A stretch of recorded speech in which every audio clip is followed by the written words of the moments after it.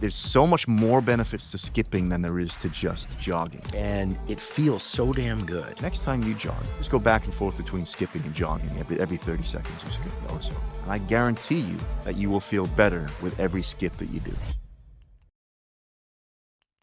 Yesterday, we didn't sprint, but we did a lot of skipping. Let's talk about skipping.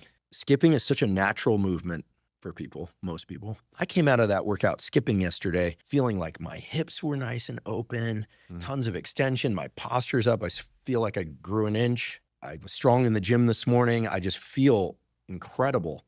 What is it about skipping, and why do you have sprinters skip so much? We skipped a lot because the reality is you could not sprint. And that is the reality for almost everybody, because we stop sprinting when we're whatever age, but very few people are actually sprinting through their 20s. And next to nobody is sprinting through their 30s. So we know that the movement of sprinting or running fast, and we kind of know what this does and why this is good for you, right? Moving our body intensively with intensity is probably something we should be able to do for as long as we possibly can, but we can't, because typically we've still got pretty good engines into our 30s and 40s and 50s, but we don't have the bodies to be able to handle the stresses and the forces that this engine could put into the body. So our tissue and our joints just is not able to handle all of these forces. If you were to go out and sprint yesterday, even if we did, let's say a real proper warm-up, we warmed up for 30 minutes, and then I just said, Andrew, I want you to sprint as fast as you possibly can for 50 meters, that's not going to end well. For most people, maybe you could get through it yesterday, but for most people, that wouldn't end well. You end up with a pull or a strain or a couple days of just feeling not well. Because we just don't do that. And we don't have the tissue capacity to be able to handle that anymore, or the joint capacity. So what do we do instead? And I typically recommend two activities. One is running up hills. There's a lot less stress on the tissue and the joint system by sprinting up a hill than there is on sprinting on a straightaway. But second, I think more important, is actually skipping. And I'm with you. I don't know why we stopped skipping. I think it's associated with only childlike behavior, but that's like saying jump rope is only associated with childlike behavior. Maybe this conversation, or this portion of the conversation, could be titled, let's normalize skipping for adults. Absolutely. It felt awesome. Yeah. You can cover a lot of ground quickly. Your heart rate gets up, but not to an outrageous degree. You're not sucking for air. What's the longest distance you've ever skipped? 10 miles. Did you get some funny looks? I got a few. Nice. And you're a real tall guy. You're 6'3", so you can't really hide very easily. That was in the park, so there wasn't a lot of people. Okay. But I skipped for 20 minutes every morning on the roads. I get a few honks. That's okay. But you think about it, like you're actually taxing the coordination patterns and the tissue in the joints in pretty similar ways as if we were going to sprint. We're working on pushing the knee behind the hip, getting into this knee behind butt pattern, this hip extension pattern, which is so important. I'm not anti-running or anti-jogging. I jog and I run and I still do all that stuff. I'm not saying now stop doing all that and just go and skip.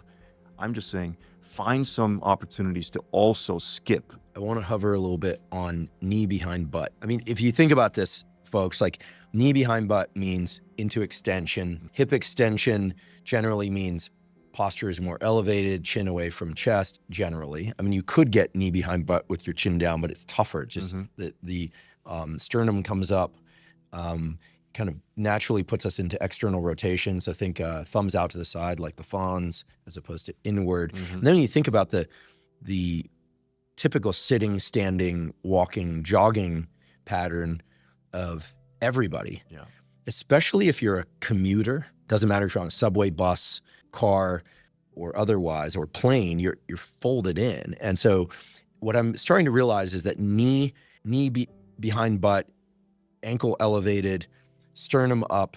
I mean, these are the hallmarks of locomotion.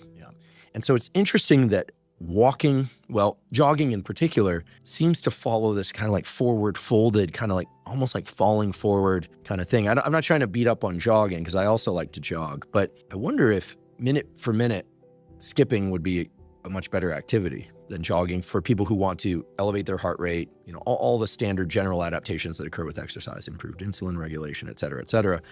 Do you think for the person who has not skipped in a while to go out and skip for a couple minutes is the way to do it? Or should they skip for a lap and then walk a lap? What would be the way to break into this? Yeah, I think probably the worst thing to do is go out for a 10-mile skip. Don't do that. I think we start off with like a 30-second skip, 30-second jog, 30-second skip, 30-second jog, or 30-second skip followed by a 30-second walk. And the difference is, and you'll feel this, right? If you think about when you skip, and we talked about this a lot yesterday, I was asking you to be expressive, express yourself.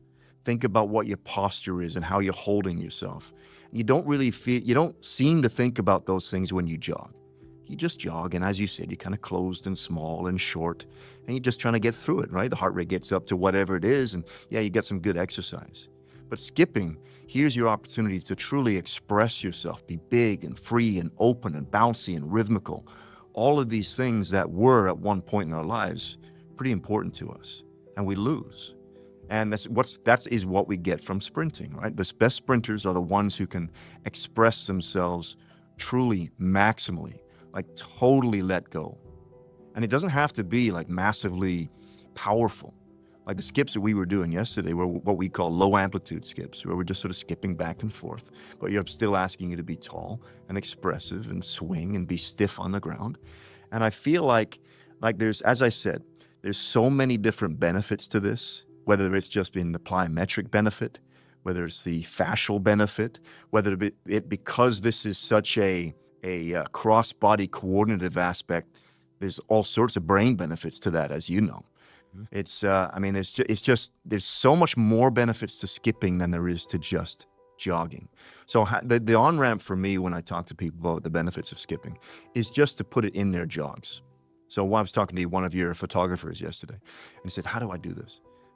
I usually jog, and I'm going like 10-minute mile pace. I said, well, next time you jog, just go for your jogs, go for about a mile or so when you're doing a typical jog, and then just go back and forth between skipping and jogging every 30 seconds or so. And I guarantee you that you will feel better with every skip that you do, every single one, because there's this self-organizing, coordinative aspect to it, where you start feeling a little bit more bouncy, a little lighter, a little bit more coordinated, a little bit more rhythmic, which feeds your jogging. So for me, that's probably the best on-ramp, is just to work it into your current jogs. And then from there, start getting a little bit more powerful with it, a little bit more expressive with it. Now we start driving the thigh up and back and getting a little bit more hip extension. Start being, now we can start talking about skips for distance. Skipping, we're not necessarily trying to become the fastest skipper in the world or beat our yesterday's skipping time. We're just trying to skip with more, as you said, more expression, more enjoyment. And people start to feel like, oh, I have to do all of these things. How would I do this, right? How am I supposed to meditate and get sunlight and do, I'm already exercising a ton. Now you want me to skip? The way you describe it is completely different. It's saying, no, you're still doing your cardio, quote unquote, but maybe you do your zone 2 cardio and you incorporate some skipping, which will make your zone 2 faster for you. Yeah. Or your high intensity interval training more, you'll feel more pliable, more explosive. I think that's part of it. I think that step 1 is incorporating in so you can actually be comfortable skipping. And step 2 is now, can we add a little bit more speed, force, velocity to that skip, where it becomes in and of itself a workout, where you're skipping as hard as you can for 50 meters and walking back and doing that 10 to 15 times. Would you consider that a solid workout for 100%. skipping? That would be a great skipping workout. Skipping 50 meters, walking back. Yeah. Doing that 10 to 15 times. Mm-hmm. Yeah. Because that is safe. Mm-hmm. If you warm up, I'm not saying go out and do a maximal effort skip for 50 meters without doing a warm up. Do a good warm up first that includes some low amplitude skips and maybe some jogs and some stretches. Do that for 10 or 15 minutes and then do some maximal amplitude skips for over 50 meters. That's a great workout in and of itself. Like a lot of really beneficial plyometric work being done.